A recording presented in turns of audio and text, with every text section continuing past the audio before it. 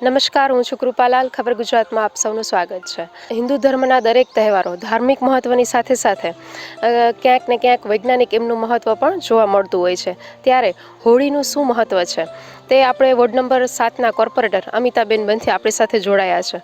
તો ચાલો તેમની પાસેથી હોળી એટલે કે વૈદિક હોળી શું છે અને તેનાથી પર્યાવરણને શું ફાયદો થાય છે તે અંગે વાતચીત કરીએ. ખબર ગુજરાતમાં આપનું સ્વાગત છે અમિતાબેન. આપ અક્ષર ગીર ગૌશાળા ચલાવો છો અને તાજેતર હવે ગણતરીના દિવસો બાકી છે હોળીને, ત્યારે વૈદિક હોળી શું છે અને તેનાથી પર્યાવરણને શું ફાયદા થાય છે?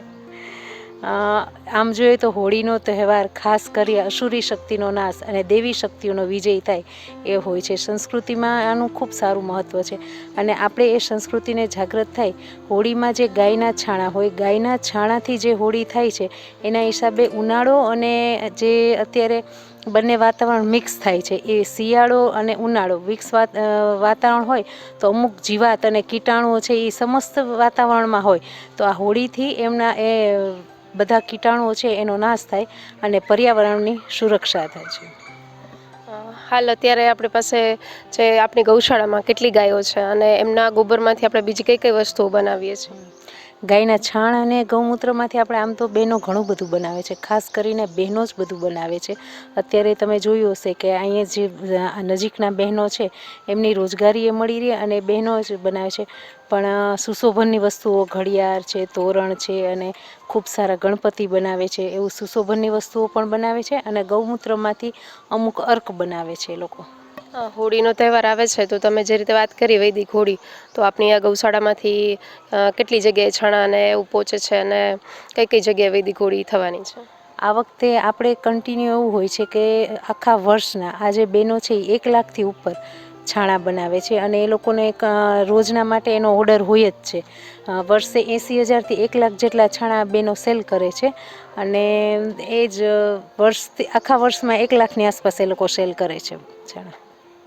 વૈદિક હોળીથી પર્યાવરણને શું શું ફાયદાઓ થાય છે? સાથે સાથે આપણે અત્યારે એ પણ જોઈએ છે કે આધુનિક યુગમાં બીમારીઓ પણ વધતી જાય છે, ત્યારે જે ગીર ગાયનું ગોબર છે અને જે ગૌમૂત્ર છે તેનું જે આપણા શરીર ઉપર અને આપણા સ્વાસ્થ્ય ઉપર કેટલી અસર થાય છે? ગીર ગાયનું ગૌમૂત્ર અને ગોબરની આપણા સ્વાસ્થ્યમાં ખૂબ સારી અસર હોય છે.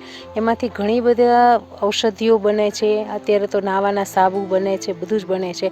એવું કહેવાય છે કે શ્રી રામ ભગવાનને જ્યારે યજ્ઞ કરવો હતો ત્યારે એણે ગાયના છાણથી સ્નાન કર્યું હતું. આપણી સંસ્કૃતિમાં પહેલેથી જ ગાયનું ખૂબ મહત્ત્વ છે. એ વિષય પર તો આપણે જેટલું વાંચીએ એટલું ઓછું છે, પણ અત્યારે એનો ખૂબ સારો જે એવું કહેવાય છે કે એન્ટી રેડિયેશન અને એ વૈજ્ઞાનિક રીતે પ્રૂફ થયેલું છે.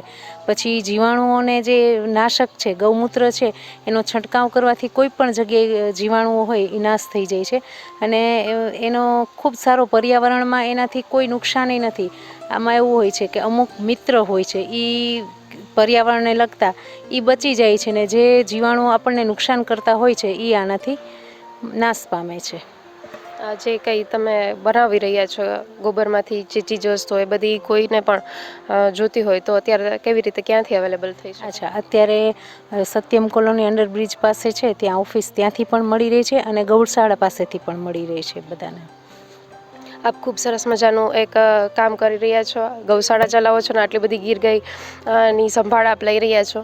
તો આ જે હોળીનો તહેવાર આવે છે તો હું આ માધ્યમ દ્વારા લોકોને પણ એ જ કહીશ કે હોળીના તહેવાર પર આપણે પણ વૈદિક હોળી દ્વારા વાતાવરણને શુદ્ધિકરણ કરી શકીએ. ખબર ગુજરાત સાથે જોડવા માટે આપણો ખૂબ ખૂબ આભાર.